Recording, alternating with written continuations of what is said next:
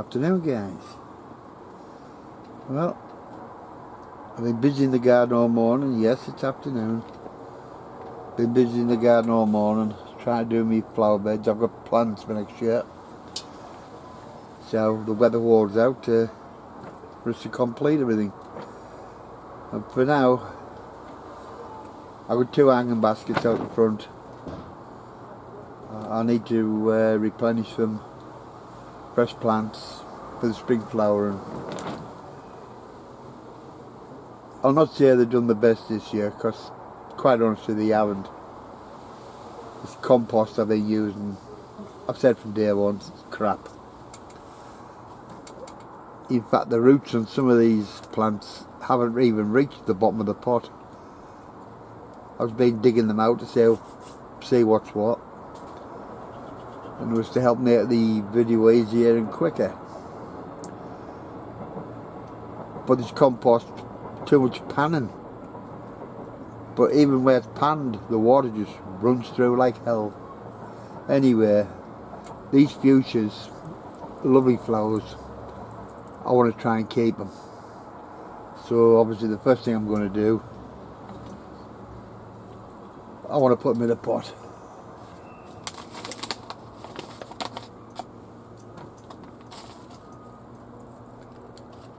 It seems a big pot, but you can't really see nothing there. It seems a big pot, 5-inch pot, but the more soil around the roots, the less the frost is going to kill them off, less chance. They will be left in the polytunnel over winter. I say every chance possible I'll give them. I don't even have the names for most of these, like I've said before. I'm sure I'll find them sometime or other. And just leave it about 1/2 inch for watering. That should be good enough. I don't even know how much can be seen on video here.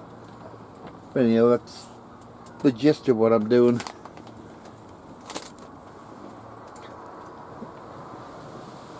This might not make it, but I am going to give it a chance.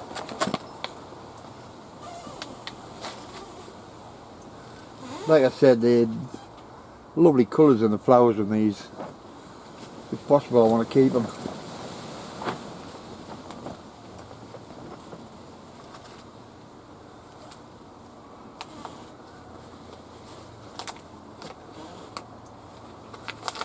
It is virgin compost I've got in the container. It wasn't intended for this, but I'll use it anyway. This one might not make it. I'm not bothered, I've got a few more. Something might make it. Alright, I'll pot that one up later.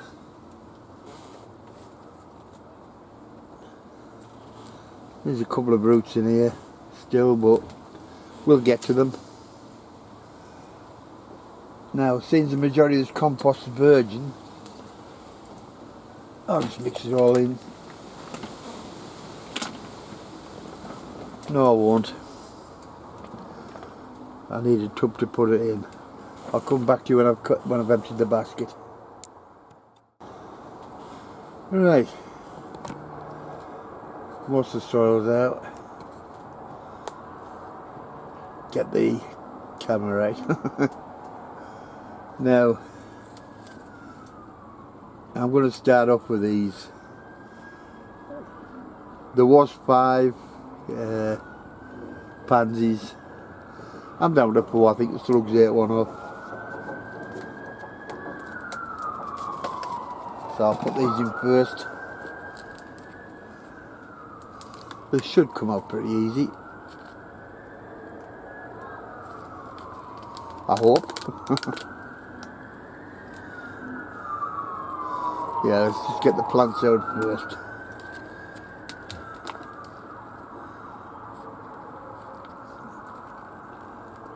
Plenty of root on them.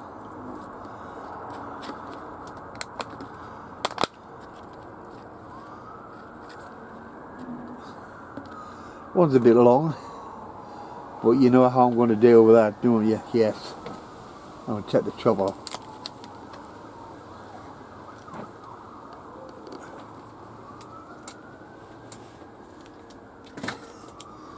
You see with that, the compost, the root didn't go through the whole of the cell. Right. Place them in first. Obviously in some places I'm going to need to touch more soil in. Compost.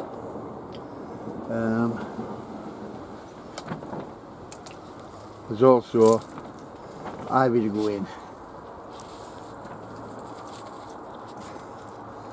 They only potted a couple of weeks ago and the roots are spreading already. Well, I don't need that much on. They'll be standing too high.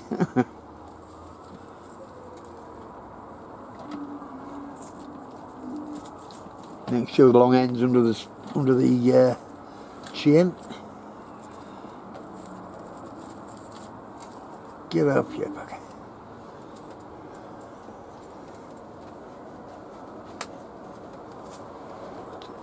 And another one.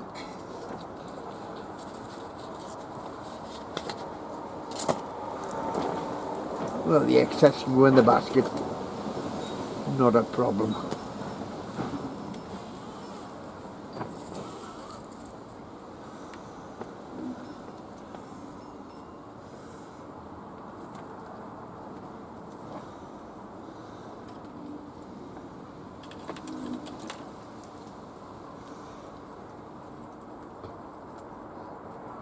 Yeah, that all helps.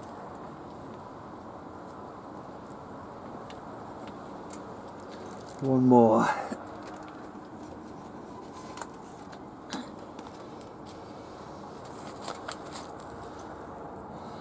Yes, the roots are showing through very quickly.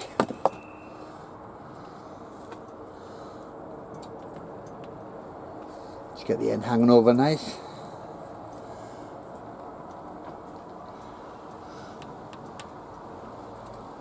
But I'm not finished.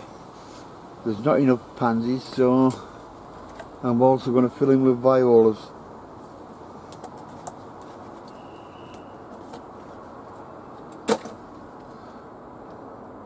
The Symphonia mix. They're not bad.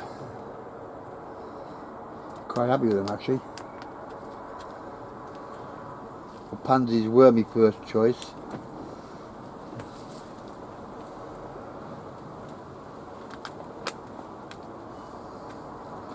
I like plenty of plants in a hanger basket, but I don't like to overplant them. Don't forget these plants have to grow and spread out themselves. And to finish it off, I like to change with the seasons.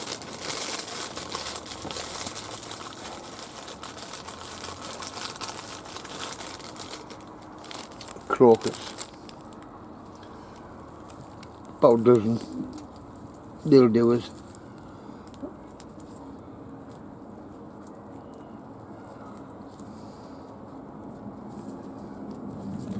Give them a nice spread out.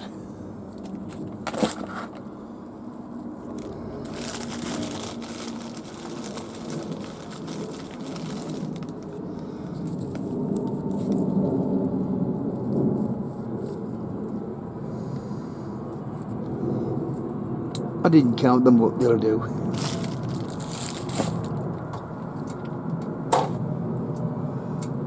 Keep the label. I say a bit of nail varnish remover. That can be reused. Now, it's a case of levelling up. Take it fairly high because you know it's going to drop. The level's going to sink.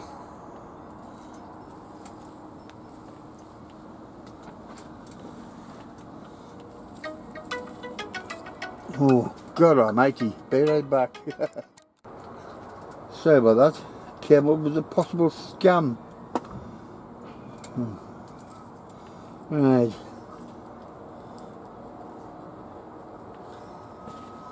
In case of getting all your foliage above soil level.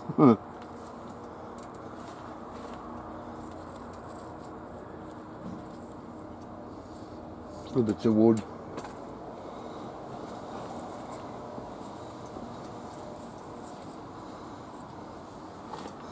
And I think that's just about it.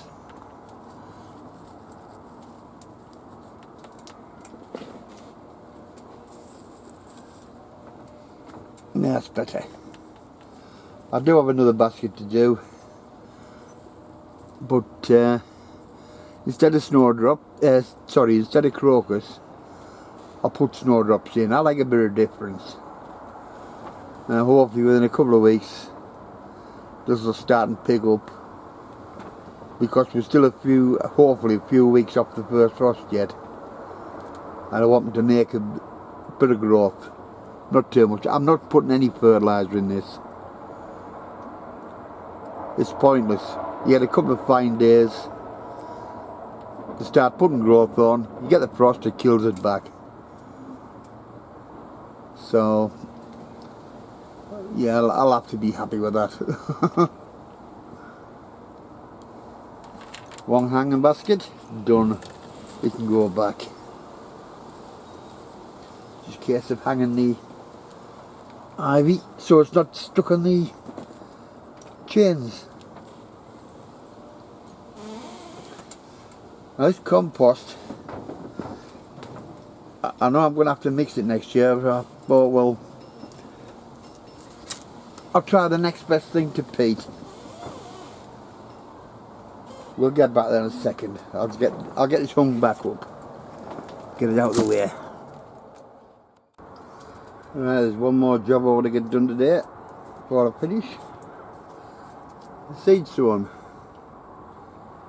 This one is Picea albus. Now, if anybody knows the trees, it's the Norway spruce. The original Christmas tree. I did these a good number of years back using natural stratification methods. That is, sow seeds in a pot, cover and bury them outside. Natural freezing and thawing, the natural freezing and thawing, break the seed coat down, come the spring, dug it up, brought it in the greenhouse to complete the germination process. At the time there was only 3 seeds in a packet. It was a pre-packeted seed off one of the magazines, and I got 100% germination. The problem is the tree I had is now dead. My word of advice, never put a pot with a plant in under the overhang of your property, which is what I didn't do, but the daughter did, and consistently did it. I lost the plant. So now I want to grow some more. I was originally going to use that one for propagation. Now, packet of seed here, there's probably over 100 seed in it. I don't want that many. But what I'm going to do, I'll probably use about 15 or 20 of them. More than enough.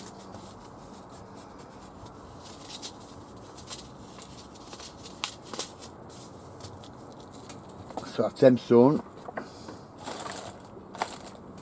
A bit of seed compost. Just cover them. And then we'll finish off with a bit of sharp sand right to the top. The idea being, when you lift them up, you've got the soil out of the bed, because these are going to be sunk outside, just below the surface of the soil. So when you lift them, you can afford to brush a bit of sand away with it. Your seeds are still underneath. Like I say, you bring them in the greenhouse or polytunnel and let them complete the germination. Now, labels made ready. I'm going to put it in the pot. I'll put it above the pot when I've sunk it. So I'll do that now.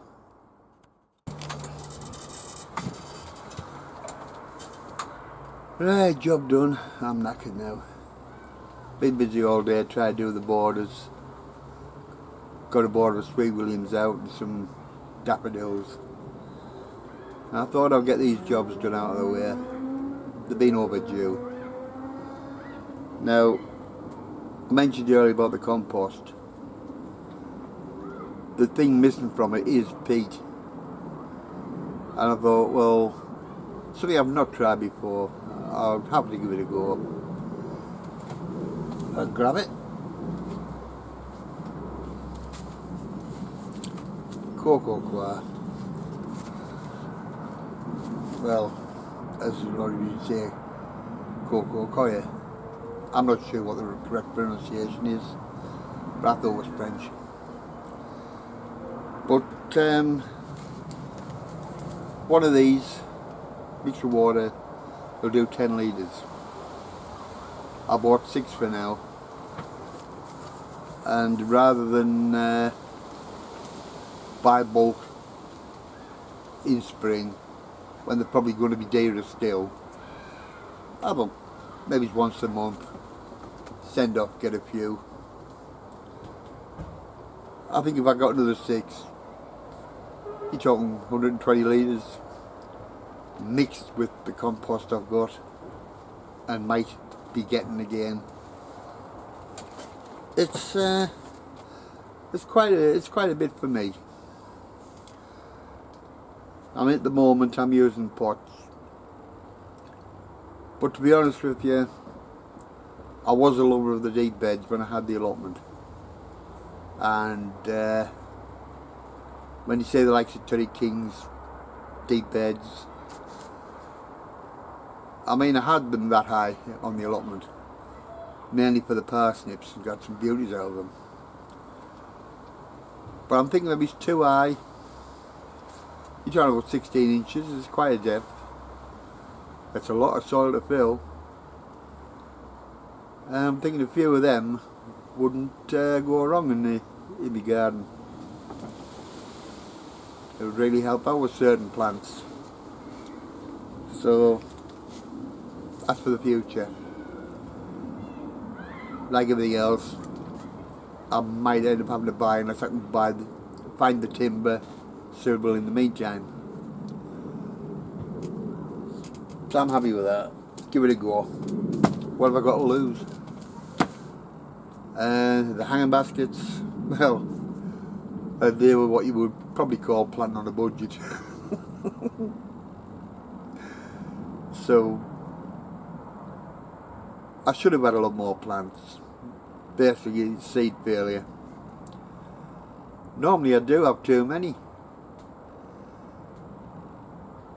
Next year things should be different. By God, I'll make sure of it. At least I've got a good start this year. Next year, sorry. I have a few bags of seed compost left, what I bought this year. They're deliberately left for next year.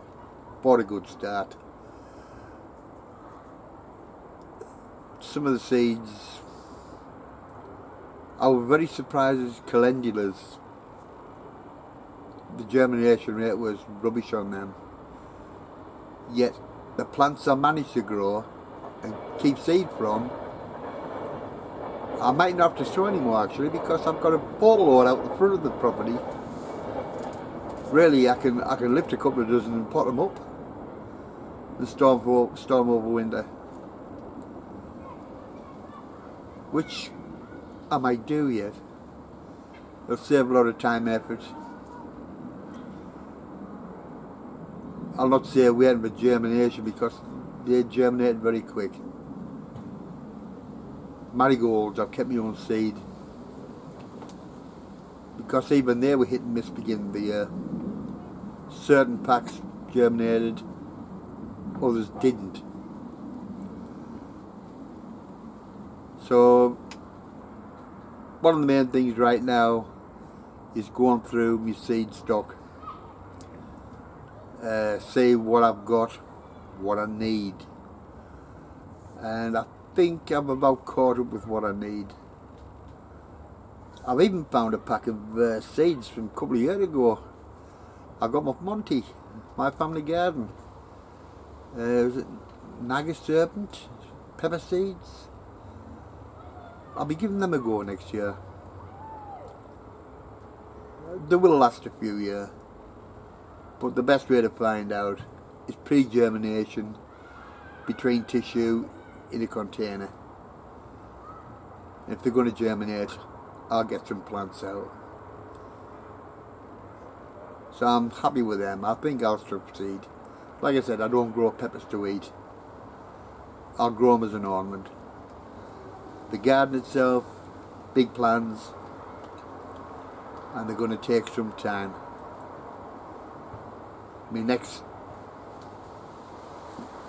I can't carry on now until the ground dries a bit. It's been too much rain. With my luck, I'll get bogged down. But the deep beds, when you're stuck in a damn chair, they are just the ticket. A little bit of hard standing between them. Get to them in all weathers. And hard standing, there could be stones, preferably paving stones, or even boards. Like I've got decking down towards and into the polytunnel.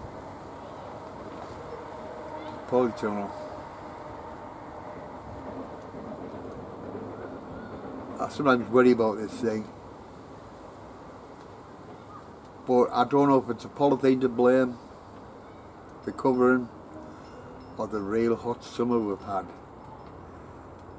But it just seems to be brittle. Instead of ripping one length, it breaks off like a crack. So I might just get one more season out of it, I don't know. I have no idea. The trouble is, a 3x3 is difficult to get a cover for, because most of what's for sale is 4x3s, 4x2s, you know. The only one I've ever seen for a 3x3 is one of these green ones, and believe me, it wouldn't suit here. This tunnel is right underneath the willow tree, and straight away you're thinking, oh, I wouldn't plant under a tree. It's the only place I could put it without having an argument with the family. But the sun rises on a morning, comes straight through over the fence into here. Through the height of the day, the hottest part of the day. It's a slight shade, but it's still light in here. The only time I've got a drawback is this time of year, the autumn. The light levels are dropping, the leaves are still on the tree. I've got nothing to show you now, but it's this time of year where you might see the leaves, the plants, the seedlings leaning towards light. But within a month or so, maybe less, the leaves will be gone off this tree and everything will be back to normal. But the only thing I can't do is actually clean the polythene down. I don't think I want to now, in case it rips again all over the place. I've got my fingers crossed for something else to happen for next year. If it wasn't for being stuck in the chair, I'd have opted for a greenhouse. Glass. But the way it is, I've got to admit, I'm still happy. I've had another season. I'm trying for one more with it. Even if it means buying a whole sheet of polythene and getting somebody in to change it all for us. We'll see what happens. Okay guys, so till next time, take care.